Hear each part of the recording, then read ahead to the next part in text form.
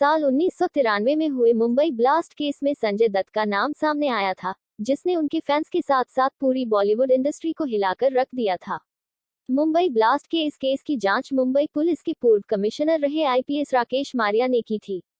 उन्होंने ही एक्टर को गिरफ्तार कर सलाखों के पीछे भिजवाया था। 1993 के मुंबई बम ब्लास्ट में अवैध हथियार रखने के लिए संजय दत्त को आरोपी करार किया गया था। इन्हें पुणे की यरवदा जेल में रखा गया। इन्होंने करीब 5 साल जेल में सजा काटी, लेकिन अच्छे बर्ताव के कारण इन्हें 8 महीने पहले ही रिहा कर दिया गया था। श्री दत्त ने कहा कि वे गोला बारूद के साथ 3 AK-56 राइफलें लाए थे और उन्होंने एक अपने पास रख ली। उन्होंने दावा किया कि बंदूक उनके परिवार की रक्षा के लिए थी, क्योंकि दिसंबर 1992 में बाबरी मस्जिद के विध्वंस के बाद हुए मुंबई दंगों के दौरान उन्हें धमकियां मिली थी। संजय को अप्रैल 1993 में आतंकवादी और विघटनकारी गतिविधियां रोकथाम अधिनियम के तहत गिरफ्तार किया गया था। आतंकवाद के आरोप हटा दिए गए थे, लेकिन उन्हें हथियारों के अवैध कब्जे का दोषी ठहराया गया था। संजय दत्त ने 3 शादी की। आपने संजय दत्त की पहली पत्नी ऋचा शर्मा के बारे में तो काफी कुछ सुना और पढ़ा होगा। आज संजय दत्त और उनकी दूसरी पत्नी रिया पिल्लई थी। मुंबई ब्लास्ट के केस में शामिल पकड़े गए लोगों से पूछताछ करने पर एक्टर संजय दत्त का नाम सामने आया था। जिस समय केस की जांच चल रही थी, तब संजय मॉरिशस में अपनी एक फिल्म की शूटिंग कर रहे थे, लेकिन जब वो मॉरिशस से लौटे, तब डीसीपी मारिया तत्कालीन पुलिस कमिश्नर अमरजीत सिंह सामरा के आदेश पर सहारा एयरपोर्ट पहुंच गए। ये दिन था 19 अप्रैल 1993 का, जब संजय दत्त मॉरिशस से मुंबई वापस लौट रहे थे। तब डीसीपी मारिया उनके सामने जाकर खड़े हो गए और उनसे बोर्डिंग पास और पासपोर्ट देने के लिए कहा। संजय दत्त ये सब देखकर चौंक गए।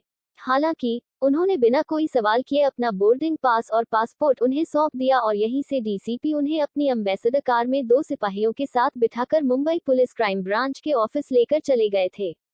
गिरफ्तारी वाले दिन संजय को क्राइम ब्रांच के ऑफिस में ही रखा गया था। अगले दिन डीसीपी कुछ पुलिस ऑफिसर्स के साथ एक्टर से पूछताछ करने पहुंचे। उनके बार बार पूछने पर भी संजय यही कहते रहे कि उन्होंने कुछ नहीं किया है। इस दौरान वो रोने भी लगे थे। किसी भी सवाल को जवाब न मिलने पर राकेश मारिया ने एक्टर को थप्पड़ तक जड़ दिया था।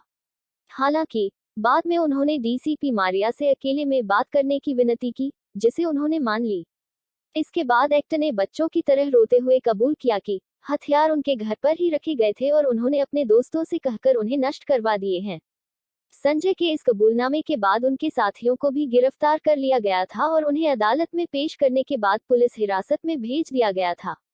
राकेश मारिया ने अपनी किताब में लिखा है कि संजय ने उनके पिता को कुछ भी न बताने का अनुरोध किया था, लेकिन डीसीपी ने एक्टर के इस अनुरोध को ही कहते हुए टाल दिया कि वो कुछ भी नहीं छिपा सकते, उन्हें सच बताना ही पड़ेगा।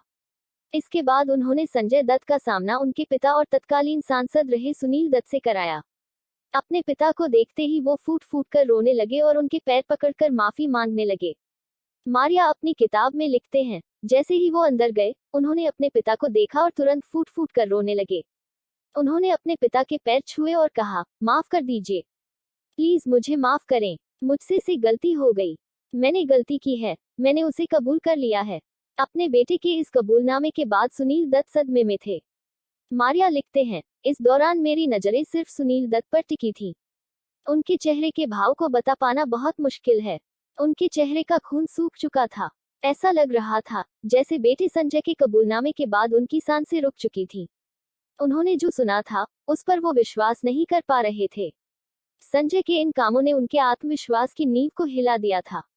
उस वक्त वो टूट गए थे और उनकी प्रतिष्ठा, ओहदा, मान सम्मान सब खराब हो गया था। आईपीएस मारिया ने अपनी किताब में लिखा है कि पुलिस कस्टडी के दौरान संजय भावनात्मक रूप से परेशान थे और मैंने गार्ड्स को निर्देश दिए हुए थे कि उनका ध्यान रखा जाए, ताकि वो अपने आप को नुकसान न पहुंचा सकें। संजय अक्सर मुझसे मिलने के लिए कहते रहते थे और मुझे जब भी समय मिलता, तब मैं उन्हें अपने सामने लाने के लिए कहता था। जानकारी के लिए बता दें कि आईपीएस ऑफिसर राकेश मारिया की गिनती मुंबई पुलिस के काबिल अफसरों में होती है। संजय दत्त के केस के अलावा 26/11 के आतंकवादी हमले की जांच को अंजाम तक पहुंचाने की कमान भी ऑफिसर मारिया को ही मिली थी। वैसे आईपीएस राकेश मारिया की इस किताब में किए गए खुलासे पर आपकी क्या राय है? हमें कमेंट करके जरूर बताएं। साथ ही हमारे लिए कोई सुझाव हो तो अवश्य दें।